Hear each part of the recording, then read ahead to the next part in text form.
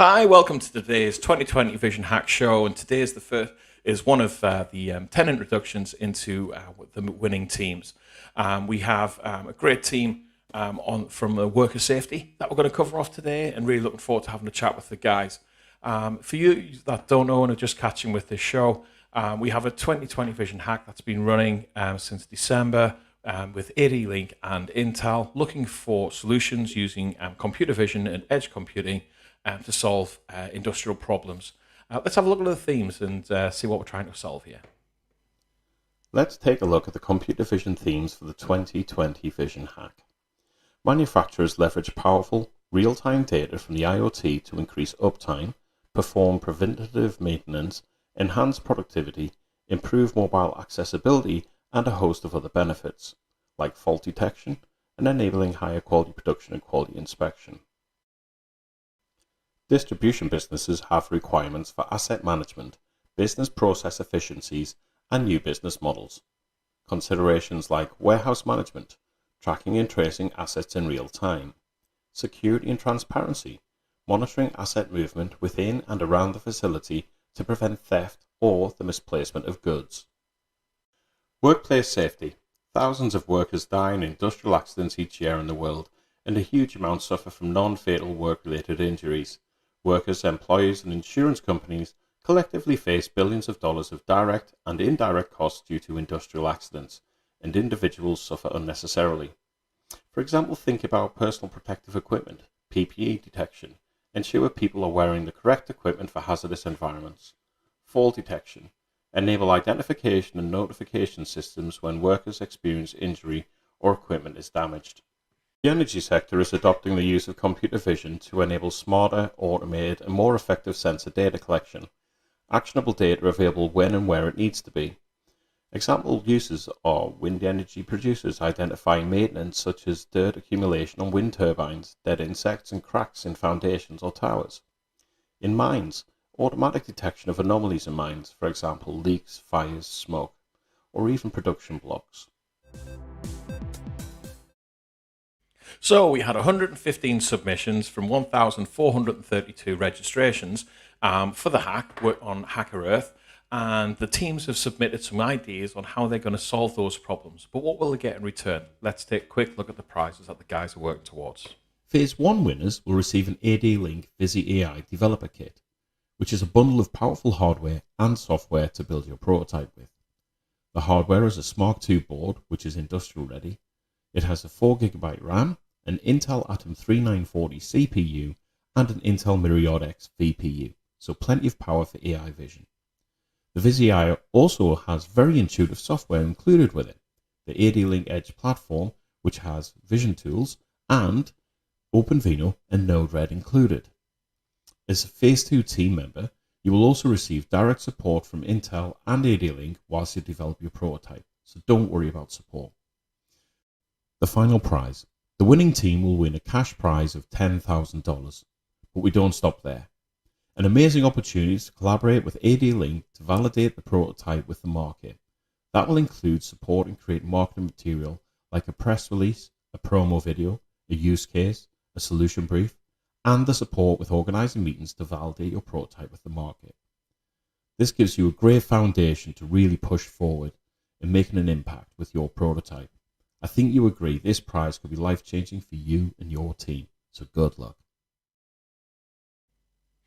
So today we've got Andrew from the team that's doing identifying medical emergencies through automated surveillance. Hi Andrew, how you doing, buddy?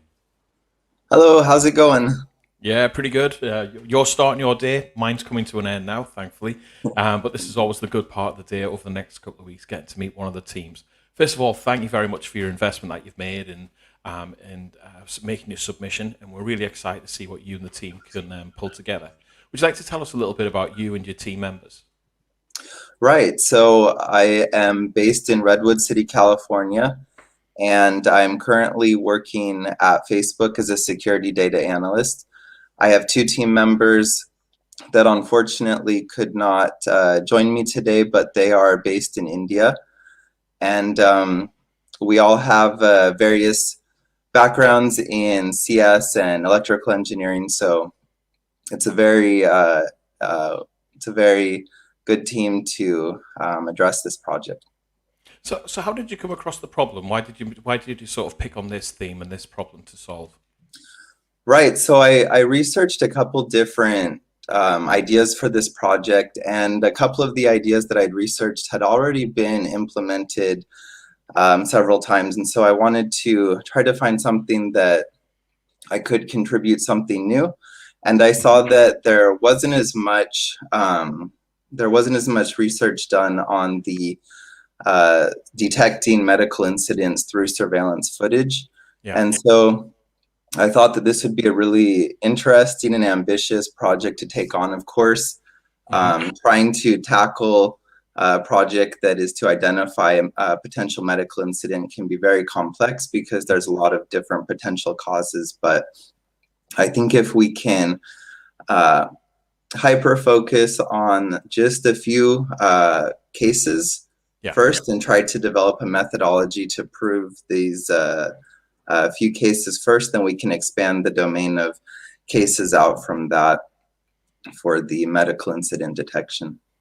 So sort of drilling down on some particular potential cases and then working out what the outcome would be from identifying that, and then the notification of what you would want to do, email, text message, alarm, flashing lights, or such like. Would that be correct? That's correct, right. We want to create a series of flags that could potentially predict a medical incident, and then we want to get that surveillance footage to humanize, so then they can, whether that's security personnel or medical personnel, so that they can evaluate the footage and determine if emergency medical assistance is required for this situation. Yeah, very cool. So we were chatting earlier just before we went live around OpenVino, and this is your first time embarking on using OpenVino. How have you found the guidelines and the tools and such like for OpenVino to help you sort of plan out? I am very grateful that there's so much documentation on the OpenVino website. There's extensive literature on it, and so I'm really excited to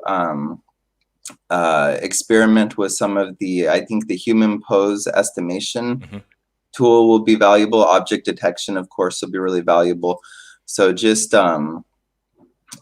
getting to experiment with some of these different models. I've used a fair number of the scikit-learn machine learning models. So those are sort of the I guess first older generation models. OpenVino seems a little sort of next generation. It's exciting. I'm really excited to experiment with these.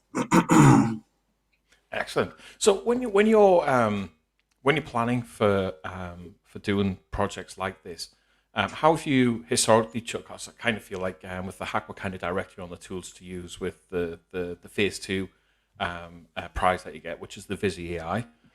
Which is the developer kit that you'll be building your prototype with, which has the AD-Link software, the Edge platform as well. But usually, how do you choose what tools you want to use for building out your projects? Right. So first, I want to look at the problem and determine what the most relevant data that I will need for the problem. And then after that, try to determine what input devices would be appropriate to access that data. Can the data be found in repositories that are already provided, or do we need to generate the data in-house, so to speak? And then also look at the device parameters and determine specs and see what type of input devices would be appropriate to maximize the results for the device. Right. So, are there any particular communities that you go to ask for some guidance and help within this space that you would like to recommend to people? Yeah, I would recommend GitHub, of course, and Stack Overflow are both great resources. Both the Slack and Discord platforms have lots of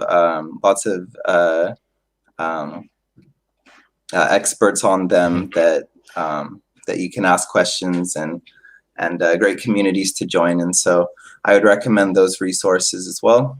Yeah. And then also, of course, the product websites. There's always extensive documentation. It it can be a little bit intimidating at first when you see how much there is, but just trying to search for the specific focus that you're working on, and reading up on the product literature is always a great resource too.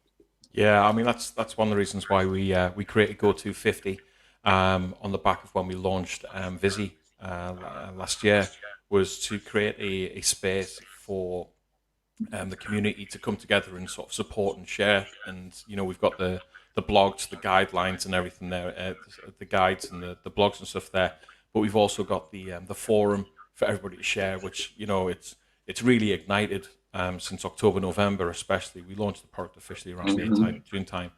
That it's really everybody's helping each other, as well as we've got support teams there that are helping, but the community's starting to answer questions before we even get a chance to, which is just absolutely fantastic to see.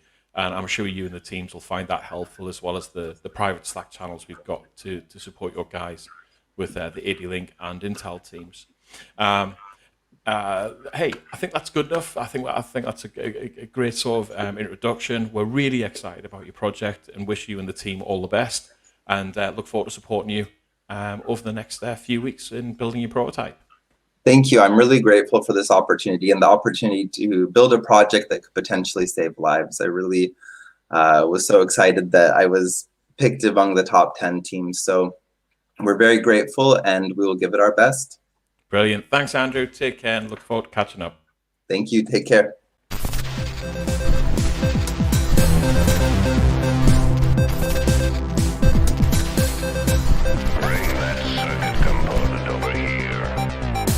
I'm not in the habit of taking